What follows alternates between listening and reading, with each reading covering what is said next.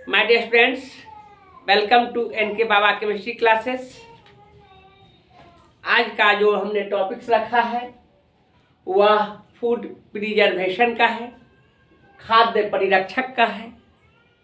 आप जानिए कि आजकल जो हम लोग खाना खाते हैं, भोजन करते हैं, उसमें बहुत सारे केमिकल्स है जो स्वास्थ्य के लिए कहीं न कहीं हानिकारक होते हैं।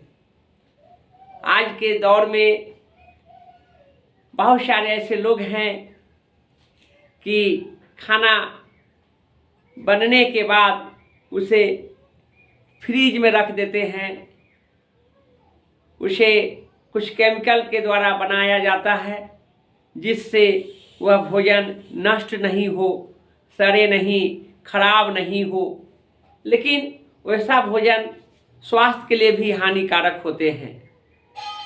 ऐसा भोजन चाहिए जो ताज़ा हो, खाएं और उसको फिर बचे नहीं, उसको फिर कल के लिए फिर ताज़ा भोजन करने की आवश्यकता है।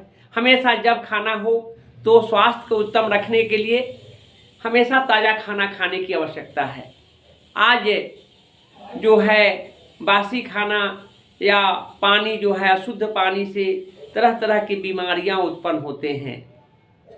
हम लोग दैनिक जीवन में देखते हैं कि बाजार का जो खाना है, जो खाने पीने का जो सामग्रियां हैं, जलेबी देखिए, समोसा देखिए, सॉस वगैरह है, तो उसमें आपको रंग मिला दिया जाता है। जलेबी में क्या है, रंग मिला देते हैं और आप जानते हैं कि रंग क्या है, हानिकारक वस्तु है, हानिकारक है। वो एक प्रकार का पॉइजन है। जब त्वचा में रंग लगता है तो उस पर इन्फेक्शन होता है। सोचिए कि खाने वाले वस्तु में रंग रखा जाता है, कितनी गलती बात है, स्वास्थ्य के लिए कितने हानिकारक है।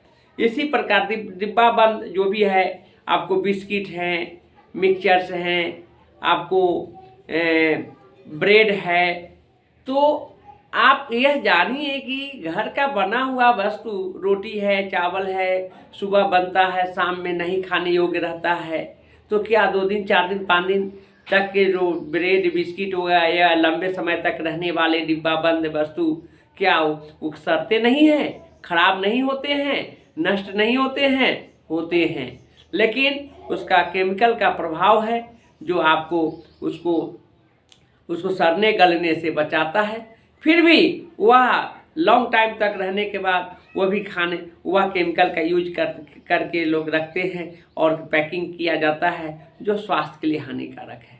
कम से कम इन सभी वस्तुओं से बचने की आवश्यकता है। तो आप जानेंगे खाद्य परिरक्षक जो की बात कर रहे हैं। आज तमाम जितने भी हैं आपको मैन्युफैक्चरिंग होते हैं, वह भोज्य पदार्थ के रूप में जो सामग्रियां हम लोग खाते हैं, वह आपको इतना जान के चलिए, इतना मान के चलिए वो कहीं ना कहीं किसी न किसी रूप में केमिकल का प्रभाव है और वह केमिकल हमारे शरीर के लिए जो है कि आपको हानिप्रद है। तो इस बात को समझेंगे। आप जानिए खाद्य परिरक्षक से क्या समझते हैं कि यह क्लास 12th का टॉपिक्स है और इसमें आप जानेंगे कि खाद्य परिरक्षक खाद्य पदार्थों को सूक्ष्म जीवों की वृद्धि के कारण होने वाली खराबी से बचाते हैं।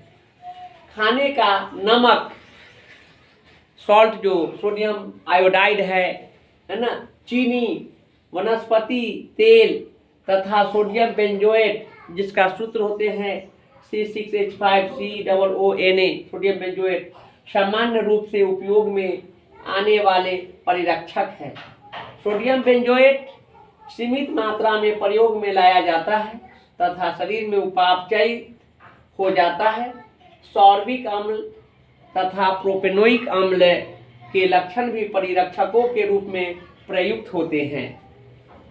तो आपको जानिए कि वनस्पति तेल है, यह वनस्पति तेल में जो आपको खाने का जो सामग्रियां हैं, पूरी है, ये सब बनाया जाता है, तो वह रोटी के तुलना में पूरी क्या होते हैं, सड़ते कम है।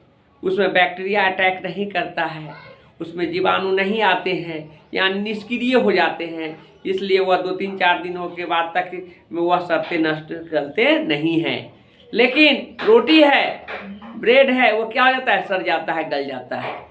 आप देखते होंगे नींबू है, या आपको क्या कहते हैं अचार वगैरह है, जो क्या होते हैं नींबू के घोल में रखा हुआ रहता है, इसलिए उस पर बैक्टीरिया अटैक नहीं करता है।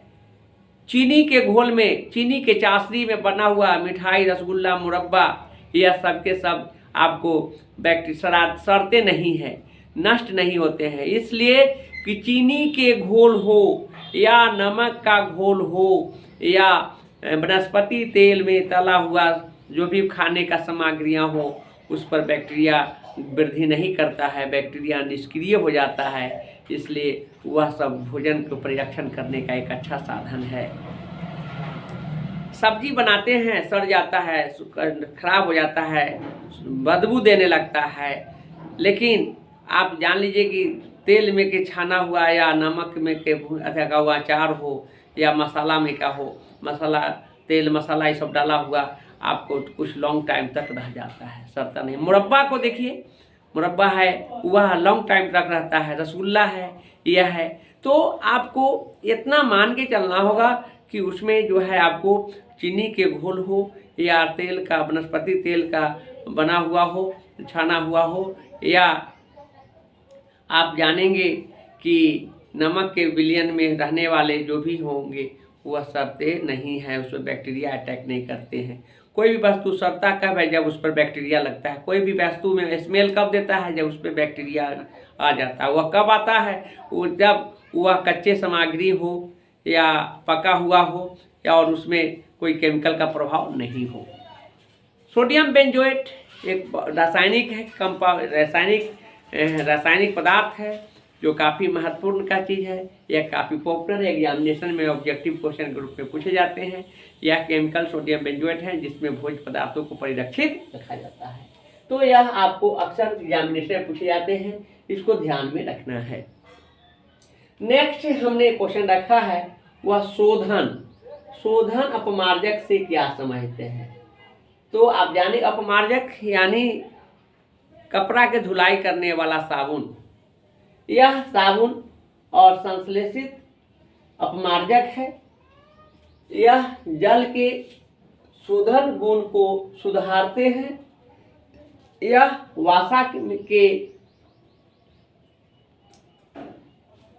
वसा में सहायक होते हैं, सहायता करते हैं, जो कि कपड़ों और त्वचा के साथ दूसरे पदार्थों को चिपका देते हैं।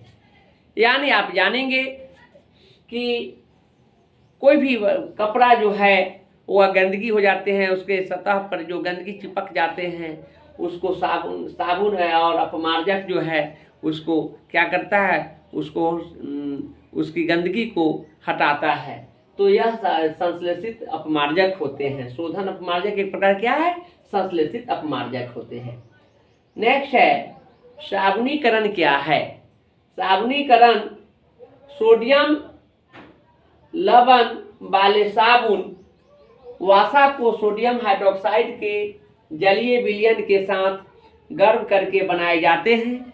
इस अभिक्रिया को साबुनीकरण कहते हैं। साबुन कठोर जल में कार्य क्यों नहीं करते हैं। बहुत अच्छा क्वेश्चन है, साबुन कठोर जल में कार्य क्यों नहीं करते हैं। साबुन कठोर जल में कार्य नहीं करते हैं क्योंकि कठोर जल में मैग्नीशियम एवं कैल्शियम आयन होते हैं। यह आयन सोडियम अथवा पोटेशियम साबुन को कठोर जल में घोलने पर क्रमशः घुलनशील कैल्शियम और मैग्नीशियम साबुन में परिवर्तित कर देते हैं। इस तरह से दैनिक जीवन में कुछ उपयोग होने वाले रसायन के बारे में हमने बतलाया और यह सिलेबस में भी है। क्लास 12 में अक्सर क्वेश्चन पूछे जाते हैं।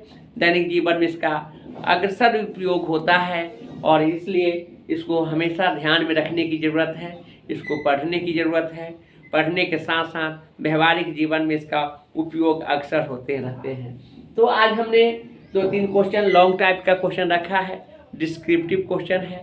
फिर हम नेक्स्ट क्लास में आपको कुछ ऑब्जेक्टिव क्वेश्चन के साथ साथ सब्जेक्टिव जो डिस्क्राइब करने वाले क्वेश्चन होंगे उसको भी हमने पढ़ाएंगे। तो आज के लिए हम इतना ही रखते हैं।